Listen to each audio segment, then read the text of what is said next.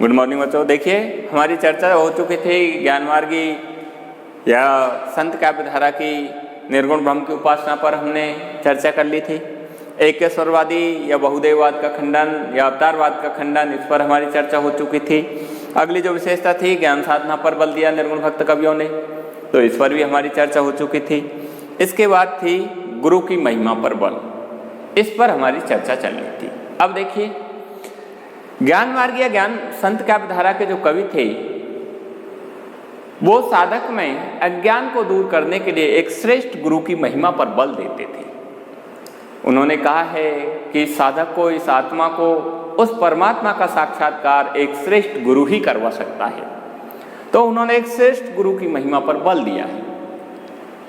उन्होंने कहा भी है, सतगुरु या श्रेष्ठ गुरु की महिमा पर बल देते हुए कबीरदास जी ने कहा भी है, जो आपके सिलेबस में सतगुरु का अंग दिया हुआ है, सतगुरु का अंग, उसमें गुरु महिमा ही गुरु महिमा को लेकर कहा गया है। उन्होंने कहा है कि सतगुरु की महिमा अनंत। सतगुरु की महिमा का वर्णन करते हुए कबीरदास जी कह रहे हैं कि सतगुरु की महिमा अनंत, अनंत किया उपकार, कि जो श्रेष्ठ गुरु होता है उसकी महिमा अनंत होती है, उसका कोई सीमा नहीं होती है।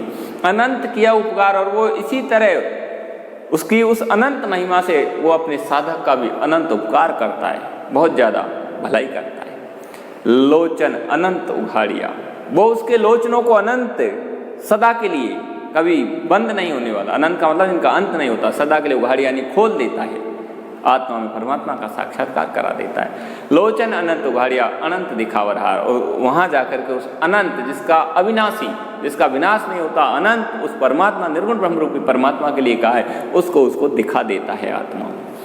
तो इस तरह उन्होंने श्रेष्ठ गुरु की महिमा पर बल दिया है। इतना ही नहीं, हमारे संत काव्यधारा के जो कवि हैं, ज्ञान मार्गी काव्यधारा के जो प्रवर्तक कवि केशवदास जी हैं, वो कवि केशवदास जी, कवि कबीरदास जी हैं, उन कबीरदास जी ने तो इतना तक कहा है कि श्रेष्ठ जो गुरु होता है, वो श्रेष्ठ गुरु है, वो ईश्वर से भी बढ़कर होता है, परमात्मा से भी बढ़कर होता है। एक जगह लिखा है उन्होंने, सतगुरु की महिमा का वर्णन करते हुए उन्होंने कहा है, गुरु गोविंद दो खड़े, कि गुरु और गोविंद ईश्वर दोनों खड़े हुए हैं, काके लागू पाए, मैं सबसे पहले किसके पैर लगूं? गुरु गोविंद दो खड़े काके लागू पाए, बलिहारी गुरु आपने, बलिहारी गुरु आपने। देखिए क्या कहा है, सबसे पहले अपने उस गुरु पे बलिहारी जाता हूं मैं, जिन गोविंद दियो बताया, जिसने मेरे को उस गोविंद का रास्ता बताया है। तो देखिए यहाँ उन्होंने सतगुरु की महिमा पर बल देते हुए गुरु को ईश्वर से भी श्रेष्ठ बतलाया है। और भी कहा है उन्होंने श्रेष्ठ गुरु के लिए, और भी कहा है उन्होंने कहा कि हमको इस अज्ञान से, इस माया से, इस माया मोह से, इन आडंबरों से एक श्रेष्ठ गुरु ही पार कर सकता है। लिखा है एक जगह, माया दीपक नरपतन, माया दीपक नरपतन, कि ये माया है, ये माया मोह है, ये दीपक की तरह है। जिस तरह पतंगा को दीपक आकर्षित कर देता है, उसी तरह पतंगा कौन? साधक, नरपतंग, साधक रूपी पतंगे को ये माया रूपी दीपक है, आकर्षित कर लेता है। तो कबीरदास जी कह रहे हैं, क्या कह रहे हैं? माया दीपक नर पतंग, भ्रमी भ्रमी इवे पड़न, वो भ्रमित होकर के बार बार भटक भटक करके उसके ऊपर पड़ता रहता है। कहे कबीर गुरु ज्ञान ते, लेकिन कबीरदास जी कह रहे हैं कि उस श्रेष्ठ गुरु के ज्ञान से एक आध उपरंत, एक आध साधक ऐसे होते हैं जो उबर जाते हैं, उद्धार हो जाता है। इतना ही नहीं, उन्होंने सतगुरु या श्रेष्ठ गुरु को एक सूप के समान बतलाया है, सूप के समान बताया है। लिखा है, कबीरदास जी ने कहा है, सतगुरु ऐसा चाहिए जैसा सूप शोभा है, कि श्रेष्ठ गुरु भी कैसा होना चाहिए? जैसा सूप शोभा है, जैसा एक सूप का स्वभाव होता है। सूप जानते हो, नाच फटकने का जो होता है, उसका तरह का स्वभाव का होता है। सतगुरु ऐसा चाहिए जैसा सूप शोभा है, सार सार को गही रहे थोता देव राय, सार सार अच्छी अच्छी चीजों को तो वो ग्रहण करा देता है साधक को, और थोता दे उड़ाए, व्यर्थ की चीजों को साधक के अंदर से निकाल देता है, उड़ा देता है। तो सतगुरु भी कैसा होना चाहिए? वो गुरु भी कैसा होना चाहिए? श्रेष्ठ गुरु होना चाहिए, सूप जैसे स्वभाव वाला गुरु होना चाहिए। नहीं तो आपने देखा होगा आज बहुत सारे जो गुरु हैं जेलों में भटक रहे हैं। आप दिन रोजाना पढ़ते हो, अखबारों में आते हैं, जो खुद का विनाश कर लेते हैं, साथ में ही अपने जो शिष्य है, साधक है, उसका भी विनाश कर देते हैं। कबीरदास जी ने लिखा है ऐसे गुरुओं के लिए भी लिखा है। कबीरदास जी ने कहा एक जगह, आपके सिलेबस में दिया हुआ है, जहाँ का गुरु भी अंधला, कि जिसका गुरु अंधा होता है, अंधा का मतलब होता है सांसारिक विषय वासनाओं में पड़ा हुआ होता है, भटका हुआ होता है। जहाँ का गुरु भी अंधला, चेला खरा निरंध। चेला उससे भी ज़्यादा अंधा मिलेगा, उसमें ज़्यादा और लिप्त मिलेगा, चेला खरा निरंध। और अंधा ठेलिए दोनों कूप पड़न। और जब अंधा अंधे के धक्का देगा तो दोनों किस में गिरेंगे? सांसारिक वासना रूपी कुएं में गिर जाएंगे। सांसारिक वासना रूपी कुएं में गिर जाएंगे, नष्ट हो जाएंगे, विनाश कर लेंगे। आ गया समझ? और भी कहा है उन्होंने, एक श्रेष्ठ गुरु को उन्होंने सूरवीर के समान भी कहा है।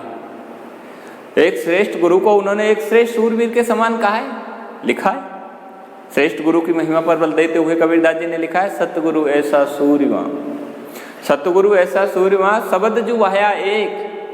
सही सतगुरु होता है, श्रेष्ठ गुरु होता है, वैसे सूरवीर के समान होता है शब्द जो वहाया एक, जो हमारे ऊपर एक शब्द रूपी तीर इस तरह का बहा देता है कि लागत ही थे मिल गया परा कलेजे थे। जैसे ही वो शब्द रूपी तीर जैसे ही हमारे लगता है तो लागत ही थे मिल गया, लगते ही हमको वो परमात्मा रूपी ज्योति है वो मिल जाती है, उसका साक्षात्कार हो जाता है और पड़ा कलेजे छेद, और वो परमानेंट रूप से स्थायी रूप से कलेजे में छेद कर देता है, हमारा उद्धार कर देता है।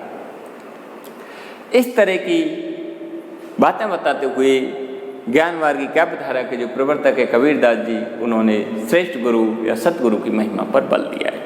अगली जो विशेषता है वो है प्रेमानुभूति।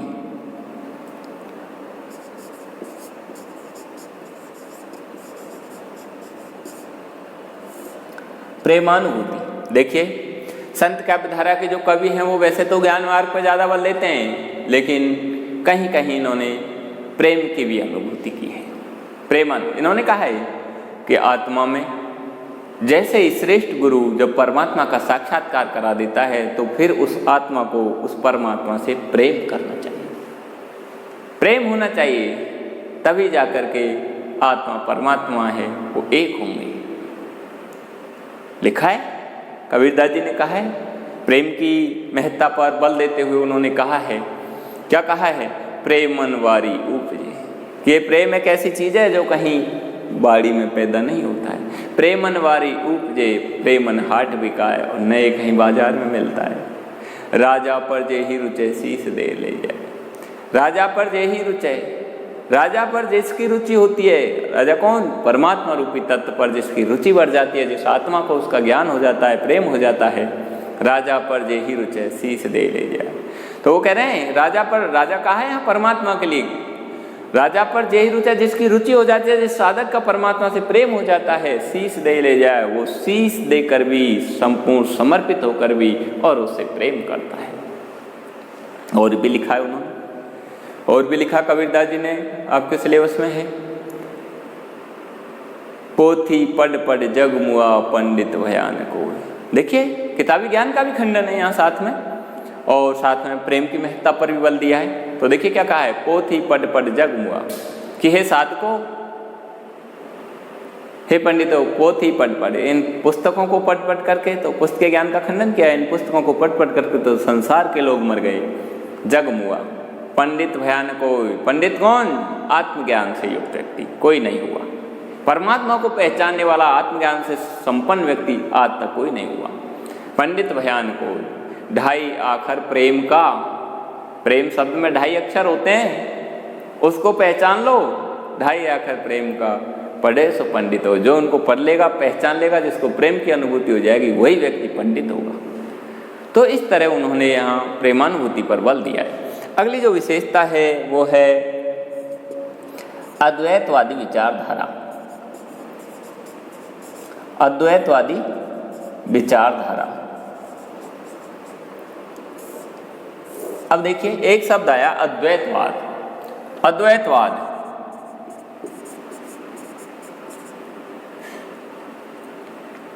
अद्वैतवाद। अब देखिए द्वैतवाद क्या होता है? द्वैत, द्वैत का मतलब होता है दो का होना। दो कौन कौन? आत्मा और परमात्मा। तो हमारे जो सगुण मार्गी जो थे वो द्वैतवादी थे। उन्होंने आत्मा को अलग माना है, परमात्मा को अलग माना है। उन्होंने कहा कि आत्मा है, ये सांसारिक विषय वासनाओं में लिप्त रहती है। इस आत्मा को उस परमात्मा से मिलने के लिए विभिन्न प्रकार के कर्म कांडों में, पूजा पाठ में, आडंबरों में लिप्त होना पड़ता है, तब जाकर इसका परमात्मा से मिलन होता है। एकाकार नहीं होता है, केवल मिलन होता है। जबकि हमारे जो ज्ञान मार्ग की काव्यधारा के जो कवि हैं या निर्गुण भक्ति के जो कवि हैं वो अद्वैतवादी विचारधारा है। उन्होंने कहा कि आत्मा और परमात्मा अद्वैत दो नहीं है, बल्कि अद्वैत एक है। दो का होना नहीं है, एक है। उन्होंने कहा है कि आत्मा एवं परमात्मा दो नहीं है, बल्कि अद्वैत है। अद्वैत का मतलब है एक है। सांसारिक विषय वासनाओं में लिप्त होने की वजह से ये आत्मा है वो परमात्मा से हट जाती है, अलग हो जाती है। जैसे ये सांसारिक विषय वासनाओं को छोड़ देती है श्रेष्ठ गुरु के माध्यम से, जैसे इसको ज्ञान हो जाता है, ये आत्मा है वो परमात्मा में ही मिल जाती है, एक हो जाती है। तो इस तरह इन्होंने आत्मा और परमात्मा को एक माना है।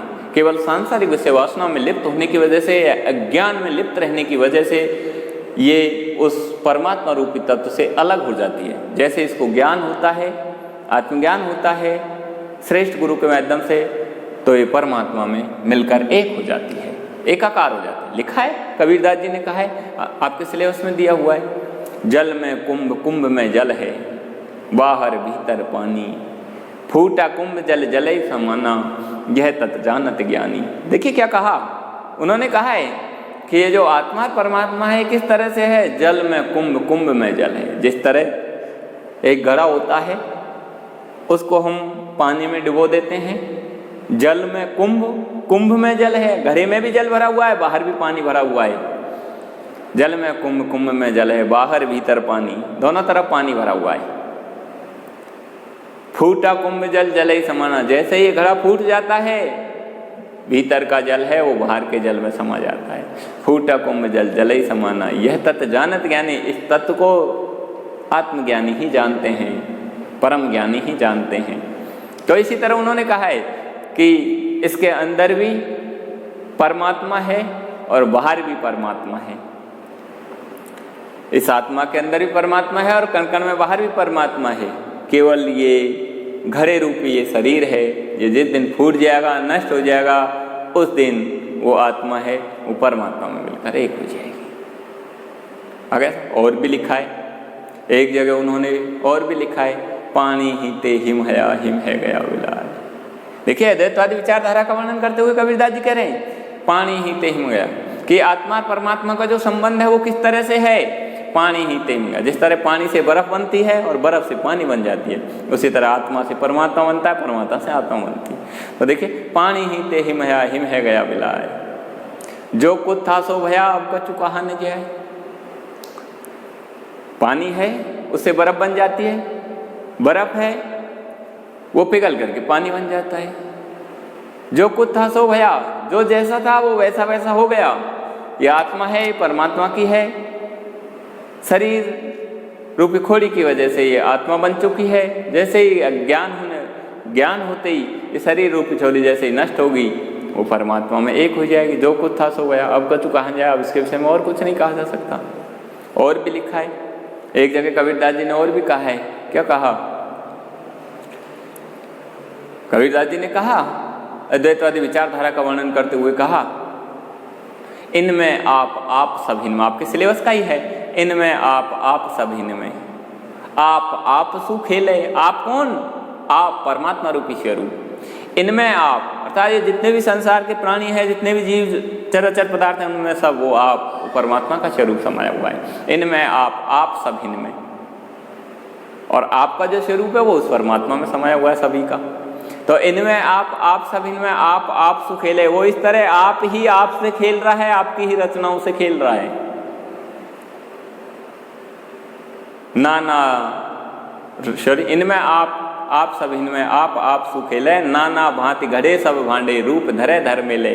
इस तरह नाना भांति के ये भांडे, ये शरीर उसने ही बना बना करके भेजे हैं। नाना भांति घड़े सब भांडे, रूप धरे धर्मेले, जो अलग अलग रूप धारण करके, अलग अलग आकृति धारण करके बैठे हुए हैं।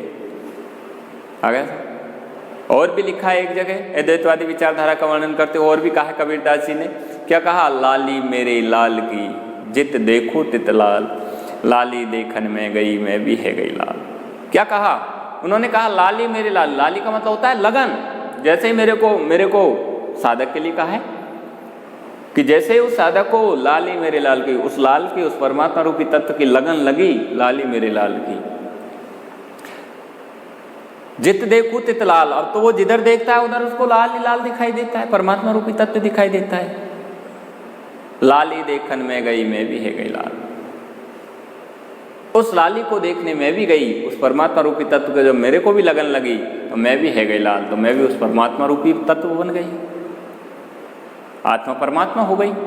तो इस तरह उन्होंने निर्गुण भक्ति की ज्ञान मार्ग काव्यधारा के प्रवर्तक है कबीरदास जी, उन्होंने इस तरह अद्वैतवादी विचारधारा पर बल दिया है, अद्वैतवाद चलता।